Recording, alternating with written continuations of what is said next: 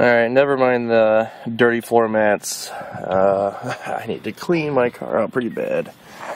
But this is going to be probably pretty hard to see.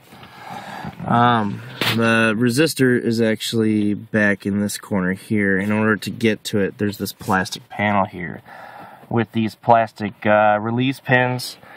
I believe there's 3. Yeah, there's 3. They're easy to get out. This whole panel will drop. I'm going to do this in parts because it's hard to do this with one hand in the camera. But anyway, the first step is to obviously get rid of these release pins. And I don't know if I can see it from here or not. Yeah, I can see the resistor there. See those 3 fins, those metal fins right there? That's actually part of the resistor, and there's a power cord going to it, or a clip. So we'll actually get to that here in just a second. As I said, I'm going to splice this video together because it's really hard to record and get this stuff done. Alright, I wanted to show you. This is what the push pin looks like. It's just a plastic pin. I wouldn't recommend just yanking these out. As you can see here, there's a plastic pin, and it's designed that you actually pull the pin out, which releases the tension on the spreader here and allows you to slide the pin out. Some of these are a little more difficult if they've been there for a while. Sometimes the pin doesn't come out, but generally speaking, what I did is I used a flat blade screwdriver. You got in between the head of the pin and the base of the pin, and just kind of went around with the flat blade screwdriver till it loosened up.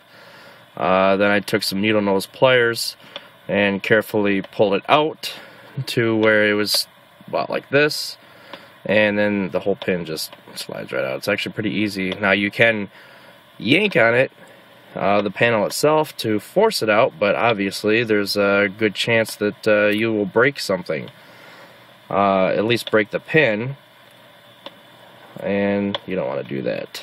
So anyway, that's what the pin looks like. There's 3 of them. They're fairly easy to get out. Alright, so all 3 pins are out. The panel is out. And as you can see, your interior light is actually connected here, and that's easy. Just twist and it comes right out, just like that. So now you can remove the panel and ignore the blue wire. That's ground and power to my subwoofer. Well, it's for the amp. Let me get the light on here. And there it is, the blower motor resistor. It's initially when I was reading on how to get this out, a lot of people were saying you got to take the motor out itself. Well, you don't actually have to do that. So you just get a couple driver sockets, disconnect it. There's a couple of sealed clips that come from the factory. There's no way to salvage those. You just have to rip them out, and this thing should come right out. One word of caution. You can see here, this thing is super fragile. I was afraid I was going to break it off. You're supposed to be able to push on the end of it and that'll release it, but I actually had to take a flat blade screwdriver and get in between it and just slowly pull it out.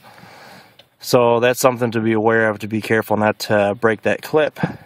But anyway, the clip is out, the resistor is there. I just have a couple of bolts there to take out, and should be able to get this thing out.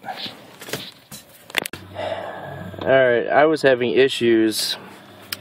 I ended up getting the blower motor out, but I was having issues. I should have taken a video of this, but there are these 2 plastic, I don't know what they call them, but they act as pins to keep this thing up where it's supposed to be. And what ended up happening is I took my flat blade, which should work just fine, but the reach and leverage wasn't there. So what I ended up having to do was take my Dremel, and all I did was drill up and in a circular motion until the clip actually released. I was real careful about it. That's something that you may want to consider. I don't understand the design, but then again, I haven't understood General Motors as far as their designs all that much. But anyway, here's the motor itself, or excuse me, the resistor, and that's basically, you know, what it is.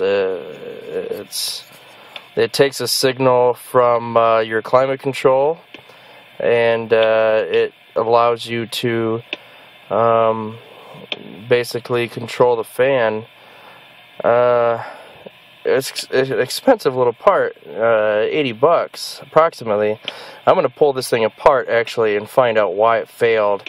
You can see here that there's a rubber seal that goes on the top of it, and I've heard people say that they've found water, windshield washer fluid and so on in these things, and based on this, I can tell you right now, this thing definitely got exposed to some kind of moisture.